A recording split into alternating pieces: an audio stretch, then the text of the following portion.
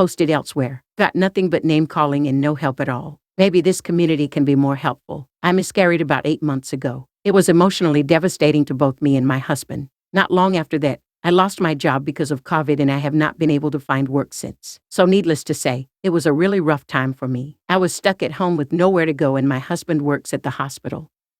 So he was gone every day. I needed a boost to my confidence, so I posted some pictures on Insta. I got a lot of attention from men, particularly from one man who it turns out lived about 10 minutes away from me. I'm not proud of what I did, but he was such a smooth talker and always knew exactly what to say to make me feel sexy and empowered. I was also at the most vulnerable point in my entire life, and I made the biggest mistake I've ever made. As it turned out, this guy was doing the same thing with lots of other vulnerable women, and when I found out that he had no interest in me at all and I was nothing but a sex toy for him, I called it off immediately. I have had no contact with him for about a month, but he still sometimes texts me to see if I'm down. I just ignore it when he does this. But here's the tricky part. I honestly feel like I am a better person, woman, and wife because of my misadventures. I've learned so much about myself and what I want out of a relationship, and what I won't tolerate. It really helped me reconnect with my husband and make me realize how much I love him and how lucky I am to have him. I've never been a more loving and attentive wife. And our sex life has never been better. We've even been talking about trying for another child. Everything is going so well, and I honestly attribute this to my stepping out on the marriage. And now that I'm more dedicated to my husband than ever, I know this will never happen again. Well, yesterday my husband found a text message this guy sent me asking if I wanted to sleep with him again. He says he wasn't snooping and just happened to be right next to my phone when he texted, but I'm not so sure. I told him that he was just joking and this is just part of our friend dynamic, but when he pressed me, I decided to come clean and tell him everything. I gave him every last detail about the affair. How long it lasted, how it started, how many times we saw each other.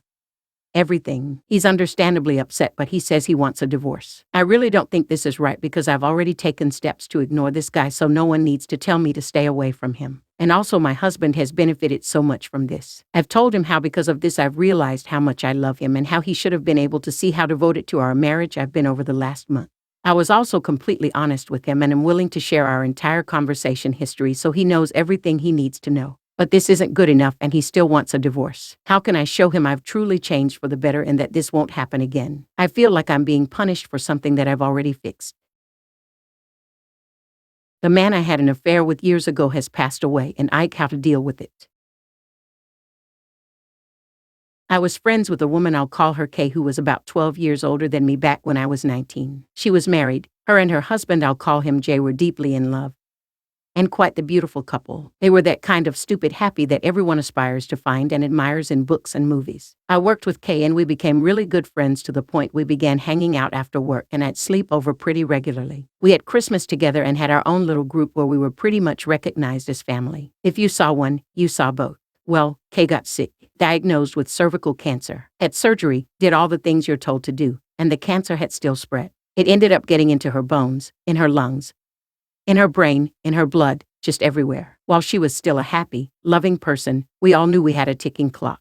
We knew there was no way she was going to survive. We just didn't know how long. At this time, she was still mobile and would sit in the garden and read on the porch.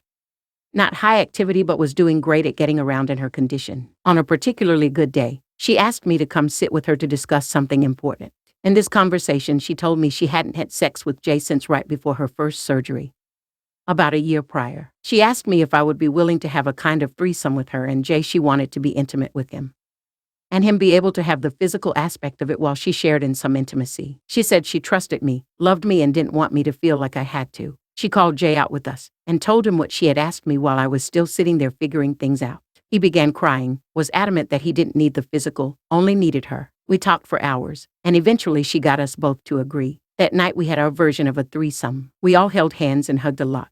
He made love to my body as he loved her soul. It was a bit awkward. It was incredibly intimate, and to this day, I've never felt such care in a lover. We continued to have our bedtimes together, making love and sharing everything we all had to give. As things progressed with Kay's cancer, she asked Jay and I to continue with the physical and encouraged us to bond more intimately with less of her presence. She was weaning us off of her. A couple months into this new phase of relationship, cancer stole her life. Jay and I leaned on each other after we lost Kay. We didn't continue with any physical acts, but we remained very close. We stayed that way for years, until he decided he was ready to get out and try to date again. I was getting ready to leave for a job prospect. so it seemed right to just sort of let him drift away. We didn't need each other anymore. I'd get the random call or text, and that was just fine. Got the news this morning that he and his new wife have both been killed in an accident.